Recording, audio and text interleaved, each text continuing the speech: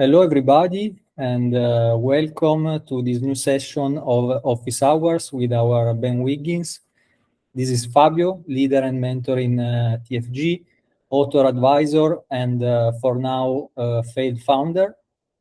And by the way, I'm Italian, so pardon me if my pronunciation isn't always on point. Um, our guest needs no presentation, but still I think he deserves one. In between other adventures, he's a 7 times founder, senior VP at Celerant, chief investment officer at Calumet Investment, and angel investor. Active in many industries, I want to introduce him with one of his quotes that most stuck with me. And please correct me if I get it wrong. Um, I want this community to be what I missed as a founder. Ben Wiggins, everybody. Thanks, Fabio. My pleasure to be here. Looking forward to being helpful. So, if you're new to this, you may be wondering, how does this work? It's pretty easy. Do you have some questions you really like to ask to an experienced founder and investor? This is your opportunity. All you need to do is drop them in the chat and he will answer live. So don't be shy, take this opportunity. And I actually have some questions myself. In fact, I have so many. I'm glad we get to do this and thus Ben out. So to kick things off, my first question would be about team building. Okay. There are multiple sources that indicate that the team you work with is one of the most defining factors for the success of a venture. Okay. What would you tell our founders to help them build and maintain a great team? I think that team building is an intensely relational exercise. And I think that the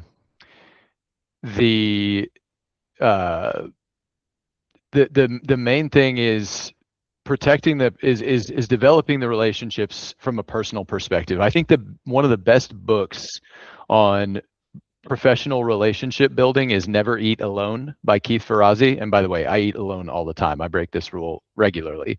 But so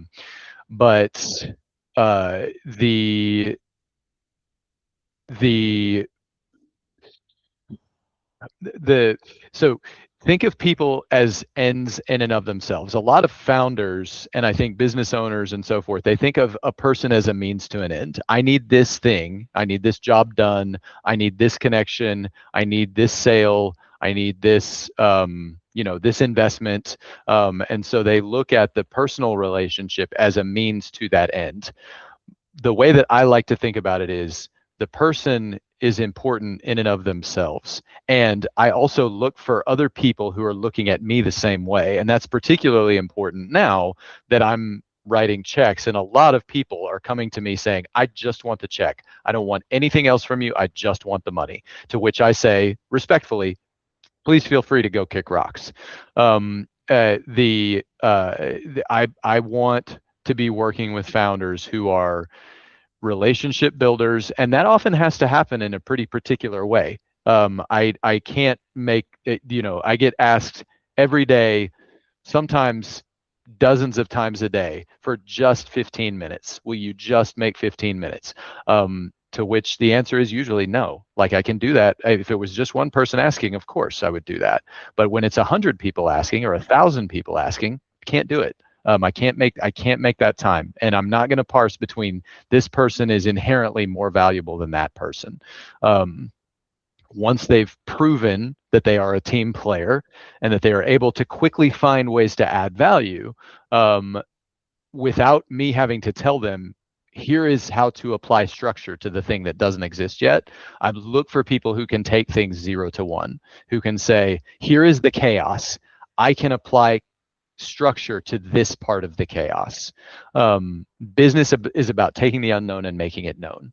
And so that is team building. And I think the other thing is alignment. I think caring about the people that you work with. that people talk about family, occupation, recreation, and dreams. I want to know those things about all of the people that I work closely with. And I think when people believe that you truly care about them, and by the way, I'm not immediately going to ask those questions of everyone, but I am going to ask those questions of the people that I'm working closely with. Knowing that you care about them is another pillar of that. And then finally, understanding particularly the dreams part of it. Like, what do you care about in the long term? Where are you trying to go? And how can I help you get there? Aside from just giving you a lot of money, because that's an obvious answer. And it's the thing that everyone is asking me for. Hey, please write me a big check. Yes, I understand. But how else can I help you? Because I can't write a big check. Like I've been financially fortunate, but I cannot just write $1 million check to everybody. And so, but there are other ways that I can be helpful, and I want to aggressively do that. The network is the most valuable thing that I can deploy. And there are some founders who don't understand that, and they think, no, what I really want is for you to give me $1 million. And to which I say, I almost never do that after a first pitch, or even after just knowing a person for a few months. I usually write a small check first. And even that is usually not within a few months of meeting a person. So long answer to a short question, but there's a lot that goes into team building. I think alignment, personal connection beyond just the business connection, those are probably the most important things. And spending time with the person, letting them know you care and that you're not going to try to keep all the money. I would rather take less money in business deals and be able to keep working with the same talented people over and over again. Okay, great answer. I see Lee has dropped a question in the chat and is asking, what has been the top 3 things you've seen which have caused the biggest bottlenecks for growth? I'm guessing in relation to the go-to-market of a startup or a venture. So 3 things that have been the biggest bottlenecks for growth. I think number 1 is lack of product market fit. And you'll hear investors, like, it's almost a proverb, like it's almost hacky to say, like, there's no, like, you might just not have product market fit. And really what that means is, have you built a product that people actually, so there's a multiple link chain to having product market fit. Part 1 is, do people have a problem? Does your market, do they have a problem? Do they know they have a problem? Do they care enough about the problem to solve it? Ideally, have they already been trying to solve it and have been doing it badly? Are they spending money or significant amounts of time trying to solve it? Do they believe the problem can be solved? Do they want do they want the problem to be solved? Do they believe you can solve the problem? Do they want you to solve? And like, you can kind of go on ad infinitum with this, but the point is just that it's much more than just, can I build a cool product? And I think this is particularly relevant in tech transfer. Out of university innovation, people do all of this really cool research, and they develop a really cool product that then goes in search of a problem that doesn't actually exist. And so the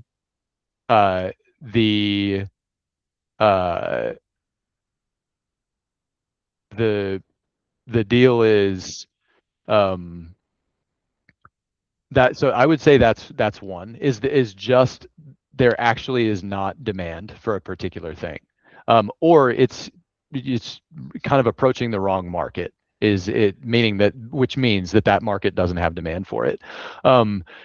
The second thing, I think, is that the marketing message is the wrong message. So I think the 3 things are probably market, message, offer, right? And Celerant actually Ken and Rapucci from Celerant talks a lot about this sort of thing. So 1 is market, and like lack of product market fit, the wrong market. 2 is message, which is that your marketing message is addressing the need or the problem in the wrong way. And then 3 is the offer, which basically The third one is like very bottom of funnel, like what are you actually selling the person? Like is the monetization structure correct? Like, you know, freemium models are really about, you know, an offer. Is the pay does the incentive structure make sense? The um, so yeah, I would say market, message, and offer are the three things that are usually the biggest bottlenecks to growth. Interesting. So let's go with the next question. I'm trying to choose between the ones I prepared. Let's go with this. Let's say a founder is looking for funds. Yes. What are the common differences between angels and venture capital firms a founder should know when seeking capital and approaching such entities? Yes, great question. So the big differences between angels and venture capital firms are the one is check size. On average, venture capital firms are typically writing significantly bigger checks than angels or even angel networks. An angel network will typically pool funds from angels into an SPV or into a fund of their own that will then, you know, write checks to the founders. But those are usually smaller than VC. VC Usually the smallest VC checks are probably, I would say, in the $100,000 range. And most funds, I think, like their check size starts at about $250,000. I see VCs write $250,000 checks pretty regularly. And then VCs go up all the way to, you know, $50 million checks, $100 million checks. That you get some really, really big checks in the VC world. Angels, you know, I of the angel funds that the angels in the angel funds that I've worked with, I would say the maximum check size is typically probably about, for an individual angel, I would say those go up to maybe 2.5 million, 5 million. I don't think individual angels are writing $10 million checks. Maybe a family office, because, you know, once you get to that size, like, they probably have their own structure around it, and that structure is typically called a family office. So an individual angel, I would say, would probably write checks maybe up to $1 million. An angel group, like an angel network, like Alamo Angels or Aggie Angel Network or Baylor Angel Network or CTAN or NTAN, or any one of the other non-Texas angel networks all over the United States and all over the world. Those angel networks typically will be writing checks anywhere between 50,000 and $1 million or 2 million. And you might see an angel network write.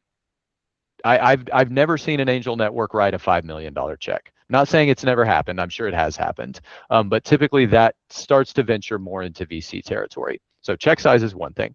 Another thing is that by the way, individual angels will write checks as small as $1,000. Typically not less than 1,000, but I think 1,000 is, and you'll regularly see angels make $5,000 contributions into an SPV. An SPV is a special purpose vehicle, which allows investors to pool an investment and then write that check to the founder, and then the founder only has to talk to the person that's managing the SPV. They don't have to field questions from all of the individual angels. So the other thing to understand about VC specifically is that they are responsible to their limited partners. When we talk about VCs, the person you're typically interacting with, the person who actually decides to write the check, is a partner, and usually it is the general partner of the VC entity, right? And so the general partner is the person who makes the decisions for the partnership. They then answer to what is called their limited partners. The limited partners are the capital contributors for the VC fund. And the LPs are kind of the boss of the GP. Because if the GP doesn't get them a good return on their investment, then they don't really get to sue, but they do get to say, I'm not going to contribute to your next fund. And that's where the GP's paycheck comes from, is getting the LPs their money back and then making sure that they buy in next time.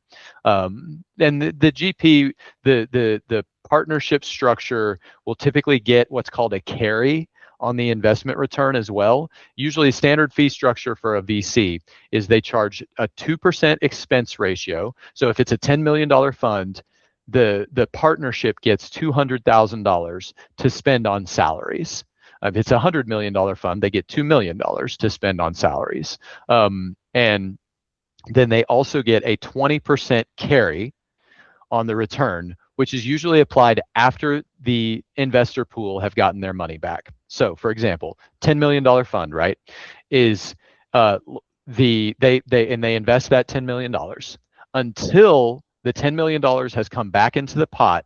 All of that money, all of the returns is distributed to the investors. So if you get $5 million back and you don't make the original 10 million back, all of that is distributed pro rata to the investors, right? But once you get the 10 million back, then 80% of the rest is distributed to the investors, and 20% is given back to the general partner in the partnerships, the active partnership structure, as a carry, what's called a carry. So if you make $100 million, then you distribute the original 10, right? And then of the remaining 90, 80% goes back to the LPs, and 20% goes to the general partner and the other active partners. So GPs, so people say, oh, VCs hold all the power. Well, no, not really, because their bosses are the people who gave them money. And so VCs are stressed. And they're, and they also, there's a power structure there because they have to chase the capital. They have to go raise the money before they can then deploy it into founders. So people think, oh, it's this really unfair system. The VCs hold all the high cards. No, they don't. No, they don't. They are answerable to bosses just like everybody else is. It's just that those bosses happen to be their limited partners. So those are the big differences to understand in terms of where the incentives are and why VCs will say, no, well, when are you going to go raise your next round? Because they want to go back and tell their bosses, their limited partners, about how your investment has now become more valuable. You should be expecting a return on this investment because they have raised more money. So I, the VC, am doing a good job, right? You want to keep giving me money in the future. This was a good investment for you. You should be proud of the investment you made. Go brag to all your friends at the country club. Thank you. I think I'm gonna rewatch this answer. It's very, very interesting. So let's go ahead with a question from Margie, which is, yes. What is the fastest way for a founder to lose your interest in a first meeting? Grandstanding, saying something like, "This is happening with or without you." Being rude, being condescending. I see your question, Adam. Being rude, being condescending. And not keeping track of time. One of the things that we're seeing most often in founders group pitch meetings from newer founders, experienced founders, I don't think run into this problem as much, but from newer founders, they say, yes, I understand the 10-minute time limit. And then they'll spend 8 minutes and we're not even done talking about the technology yet. We haven't even gotten to market. We haven't even gotten to competitive landscape. We haven't even gotten into traction, timing, team, the ask. So not understanding how to pace the pitch. But I think just general, like human courtesy is the biggest thing. If an investor gives you feedback, they're almost always trying to help you. So your first response to an investor who asks you a question or gives you feedback should be thank you. Even if you disagree with the feedback, and you can disagree and still be polite and courteous and thank the investor for their input, because their time is almost always very, very valuable, and they are giving you that time with some self-interest on their own part, but also it is helpful to you. And just the fact that you and not someone else is in that room with a chance to pitch to them, that is a big, big deal. And showing proper gratitude for that is very important. And on the rare occasions when I'm going in to pitch something to investors or to bring them a founder, one of the first things I always open with is thank you so much for your very valuable time. Because it is a big deal and they appreciate being thanked. The other thing, and this doesn't happen in the first meeting, but an easy way that a founder can lose my interest right away is just by being performative, where it's clear that what they're doing is really more about bragging on LinkedIn than it is about making sales or getting your investors a return or building a big company. And you should be talking on LinkedIn all the time. But there's a difference between content that is useful and helpful and drives value and content that is more about, I'm in the grind set. Like I'm doing 996. You don't know how hard my life is. I'm living on friends' couches. I know some founders who have solicited me for investment, and I see their stuff popped in on from time to time on LinkedIn, and I always click the X. I don't unfollow them, but I'm clicking the X every time because I don't want to see more of their content. There's a couple in particular that I could think of, and I'm not going to name names. But I just don't want to see those guys' stuff. And it is more about the performance than it is about the product or the return for the investor or building something meaningful. I'm not saying don't be on LinkedIn. I think you should be on LinkedIn, very much so. It's very important. I think you should be on socials in general, but I don't want to hear about how you're doing the thing that Grant Cardone taught you to do, which is just, brag on social media and fake it until you make it. Like I do that is cancer to me. Thank you. Thank you very much. And now I have a question that kind of mirrors this one. And this question is from a member of the founders group, which is actually one of my mentees from Italy too. And he's asking, how can I convince pre-seed investors that what I'm building is truly game-changing and that the timing is right to build it now? Beyond the demo itself, what is the single most important thing I should show them? Traction. And so for pre-seed, traction. And people think, founders hear traction and they think revenue, and they think, well, I can't get revenue until I have investment capital. And for high capex projects, that's often very true.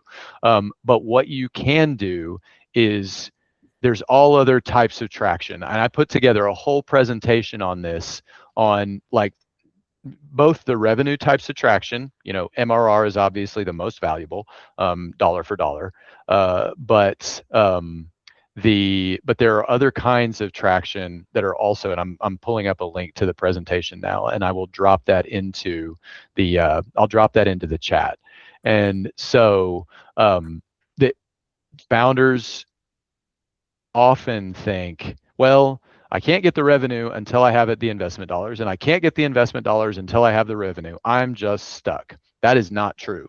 There are all kinds of ways to demonstrate traction, and I will drop this. Let me make sure that the link is publicly shareable. But I think going and looking at this presentation is the best way to. Okay, copy link. Anyone can access. Obviously, please don't mess with this presentation, but here is the link to the traction workup.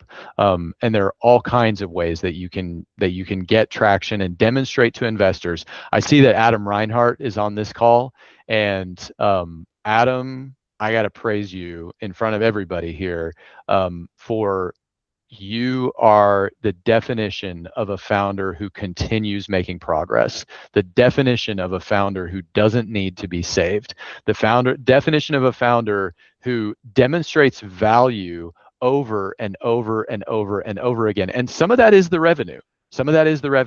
But some of it is also just, you were having trouble figuring things out with the developers. So what did you do? You taught yourself to code, and you coded the app yourself. As a non-technical, like, I can't tell you how much respect I have for that.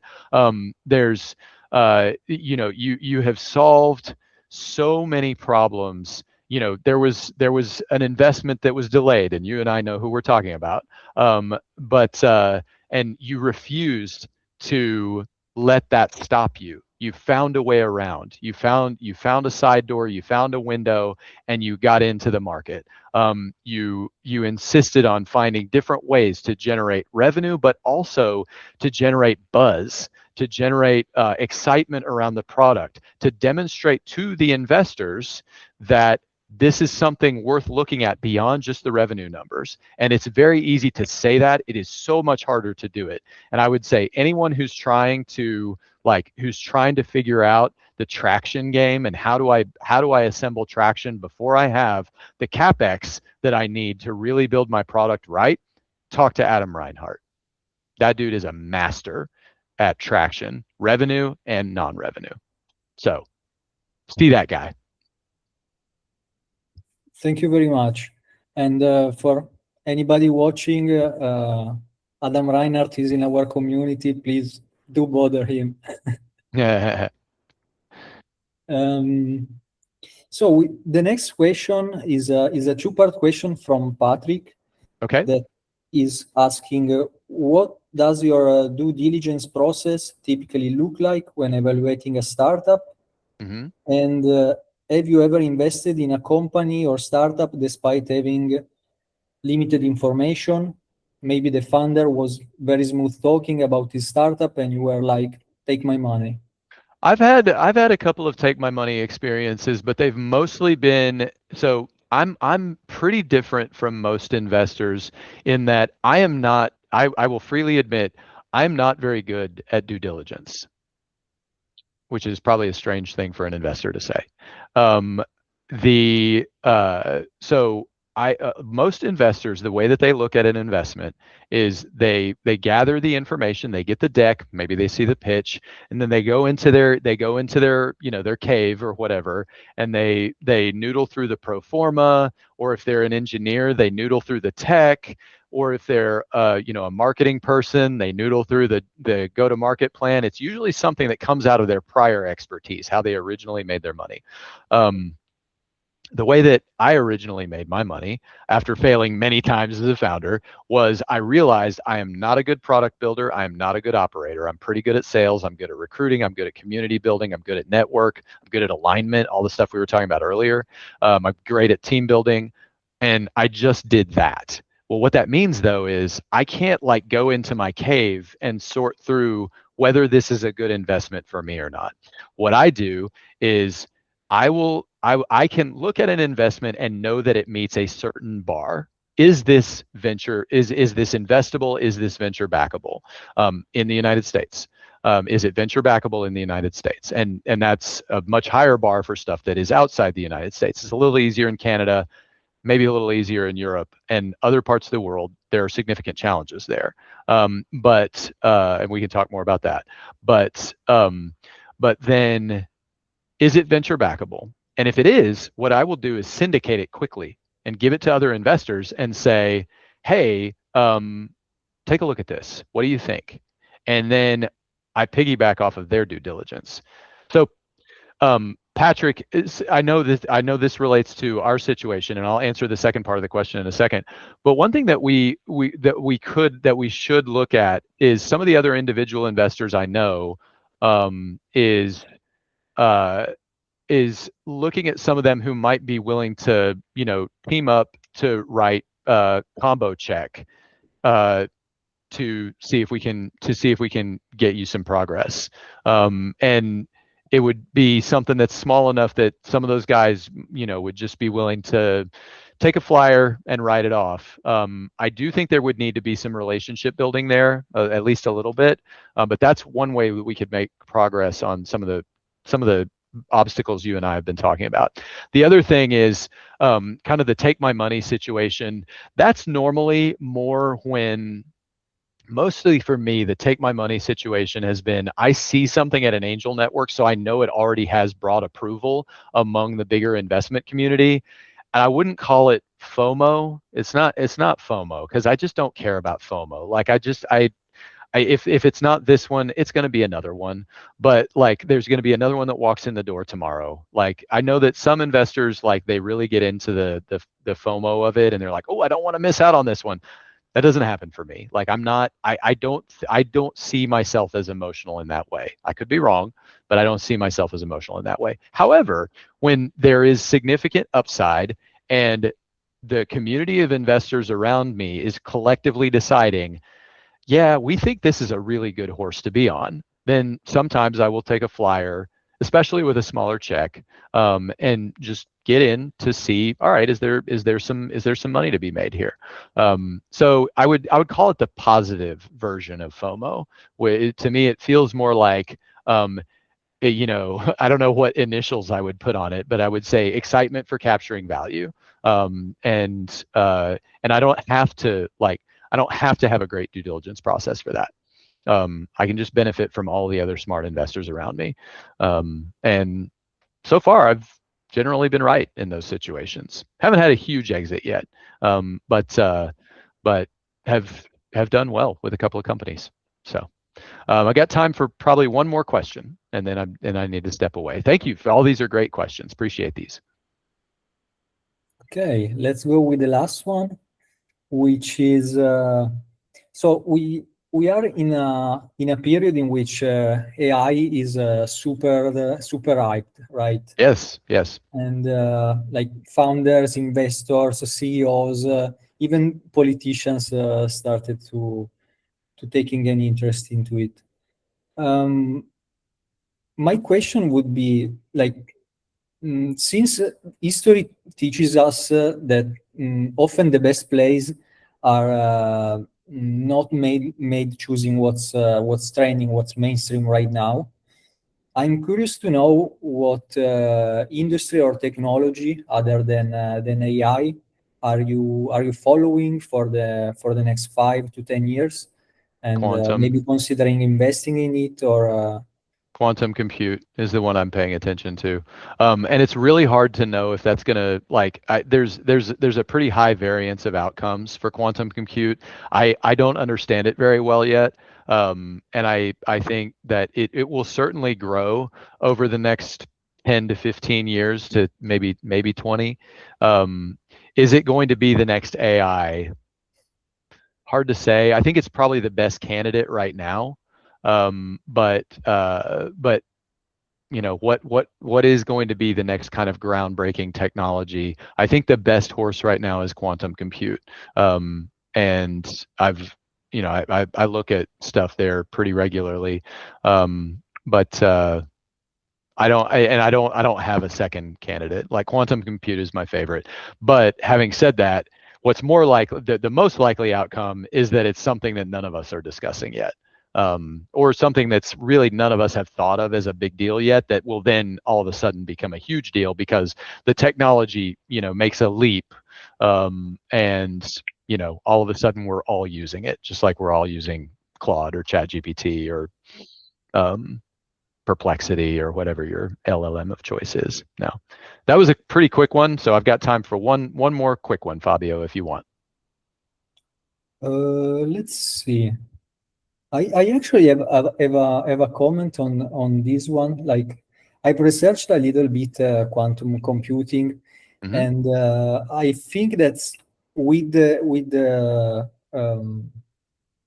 coupled with AI, the potential is immense. Like for drug research, new materials. Basically, the calculation needed for those kind of research in R&D lab get exponentially reduced. Mm-hmm. And I'm not sure that's something that will happen necessarily as fast as the narrative says. Yeah. Um, but for sure, that's also an industry I'm following closely, and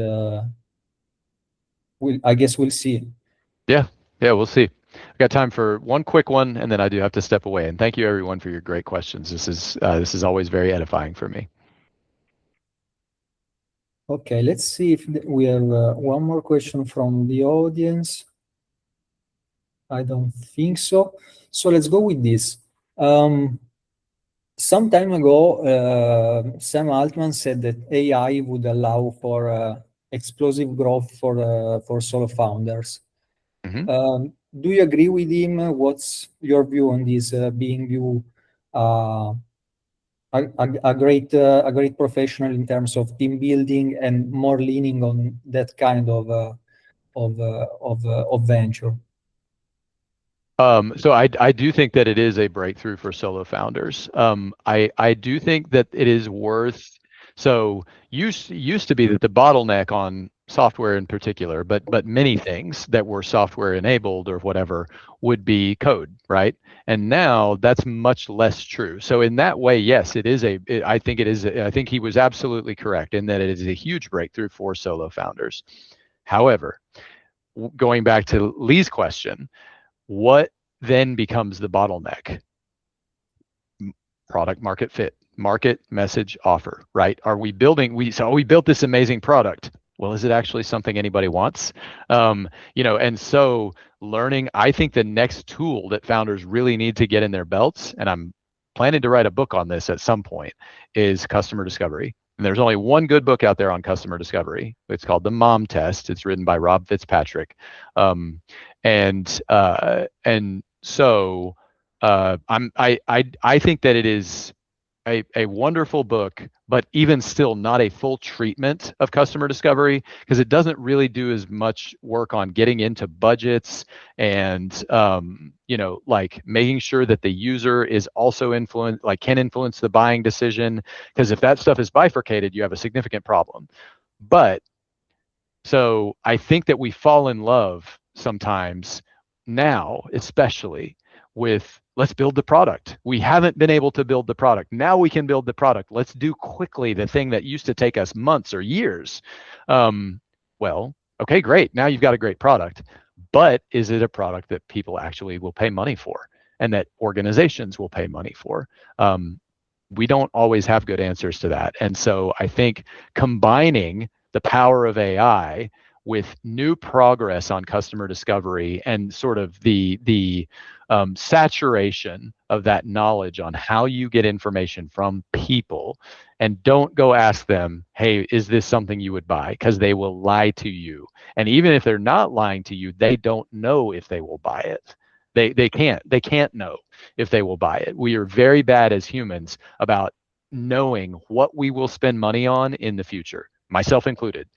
We are all very bad at that. The only time we're good at evaluating whether we would spend money on something is right now when someone is asking us to spend money on it. Otherwise, you have to look at past behaviors. You have to look at things people are already doing. And the way to have that conversation is very complex. So read the Mom Test, and when I get my book done, which I don't know when that's going to happen, but I'd be happy if you read my book too. Haven't written it yet, but you can always ask me about it. So I do have to jump. Fabio, thank you so much for moderating this discussion. Thank you for adding some additional questions. Found those very helpful. And thank you to everyone who showed up today and asked questions as well. I really appreciate it. Hopefully you found this helpful. Hopefully you found this helpful too. Yes, thank you, Ben, for your time, your insights. It's been a pleasure. Thank you so much. Stepping away. Have a good day, everyone.